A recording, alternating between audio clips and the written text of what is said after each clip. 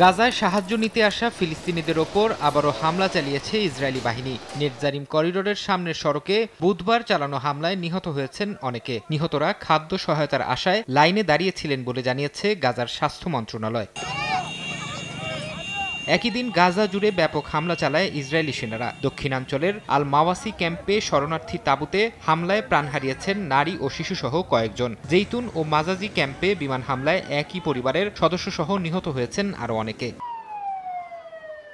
গাজার স্বাস্থ্য মন্ত্রণালয় জানিয়েছে, যুদ্ধ শুরুর পর থেকে এ পর্যন্ত ৫৫,০০০-এর বেশি ফিলিস্তিনি নিহত হয়েছেন। গুরুতর জ্বালানি সংকটে ভুগছে হাসপাতালগুলো। মাত্র ৩ দিনের জ্বালানি মজুদ অবশিষ্ট আছে বলে সতর্ক করেছে মন্ত্রণালয়। তাদের অভিযোগ, রেড জোনের অজুহাতে জাতিসংঘসহ আন্তর্জাতিক সংস্থাগুলোকে বাধা দেয়া হচ্ছে হাসপাতালগুলোতে জ্বালানি পৌঁছাতে।